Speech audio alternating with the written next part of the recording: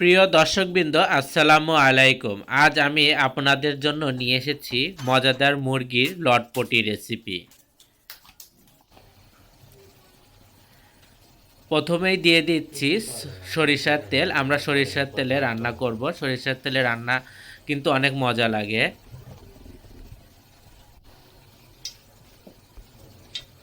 এরপরে দিয়ে দিচ্ছি আমরা গরম মশলা, লং, গোলমরিচ, এলাচ এবং দারচিনি। তারপরে দিয়ে দিচ্ছি পেঁয়াজ কুচি,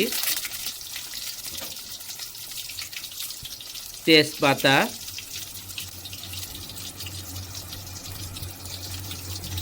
কিছুটা কাঁচামরিচ,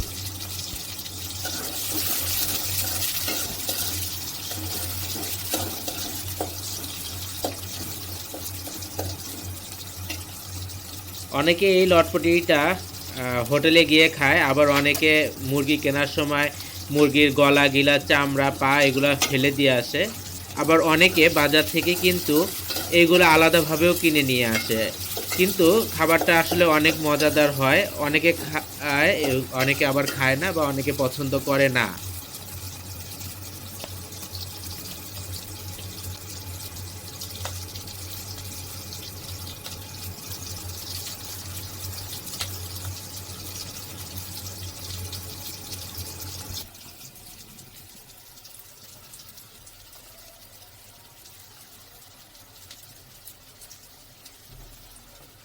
এ পর্যায়ে আমরা আবার দিয়ে দিচ্ছি হলুদ গুঁড়া, মরিচের গুঁড়া,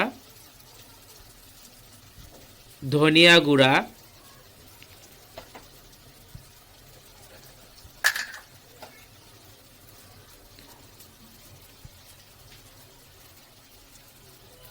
ভেজে গুঁড়া করে নেওয়া জিরা গুঁড়া,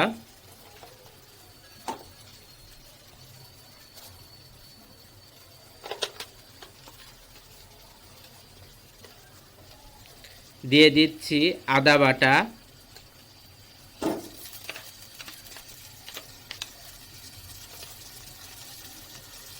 প্রায় 3 চামচ আদা বাটা দিলাম। এরপরে দিয়ে দিচ্ছি রসুন বাটা, রাঁধুনি বাটা এবং কাঁচা শাহি জিরা বাটা।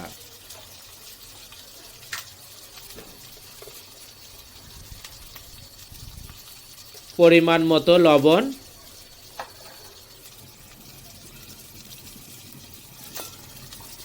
এবং দিয়ে দিচ্ছি পানি। এবার আমরা মশলাটাকে কিছুক্ষণ কষিয়ে নেব।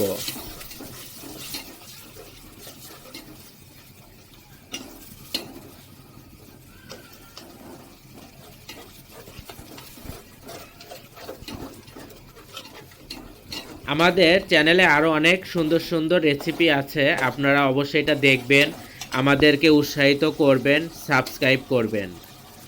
এখন আমরা দিয়ে দিচ্ছি মুরগির গলা, গিলা, ডানা, পা এবং মুরগির মাথা। আমরা এর ভিতরে কলিজাও দিয়ে দেব, কিন্তু কলিজাটা যেহেতু নরম থাকে তাই কলিজাটা আমরা কিছুক্ষণ পরে দেব। প্রথমে আমরা এগুলোকে কষিয়ে নেব এবং তারপরে আমরা কলিজা এর সাথে যোগ করব,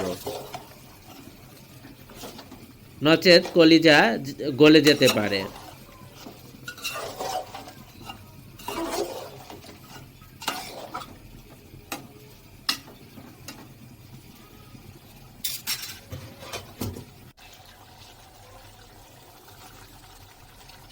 এখন দিয়ে দিচ্ছি আমরা কলিজাগুলোকে।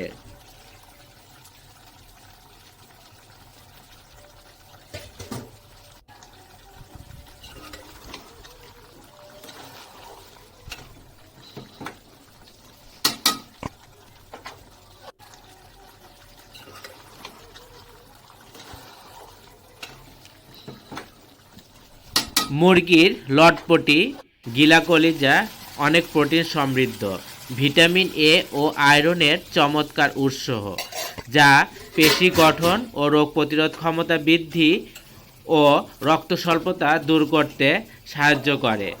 তবে এতে ফ্যাটের পরিমাণ অনেক বেশি থাকে, তাই পরিমাণ মতো খাওয়া উচিত। বিশেষ করে কলিজায় ভিটামিন এ ও আয়রন বেশি থাকায় খুবই পুষ্টি। কিন্তু অতিরিক্ত ব্যবহার সতর্ক থাকা প্রয়োজন। আমরা এর ভিতরে পানি দিয়ে দিয়েছিলাম, পানিটা অবশ্যই গরম পানি। এরপরে আমরা 20 থেকে 25 মিনিট রান্না করব। আমরা 25 মিনিট পর ফিরে আসলাম। দেখুন আমাদের রান্নাটা প্রায় শেষ এবং দেখতে কত সুন্দর লাগছে। আপনারাও বাসায় অবশ্যই এটি করে খাবেন এবং কেমন লাগলো তা আমাদের অবশ্যই কমেন্টসে জানাবেন এবং আমাদের উৎসাহিত করতে ও আরও নতুন নতুন ভিডিও পেতে অবশ্যই আমাদের চ্যানেলটা সাবস্ক্রাইব করবেন। আপনাদের অনুপ্রেরণা আমাদের সামনে এগিয়ে যাওয়ার পথ প্রদর্শক।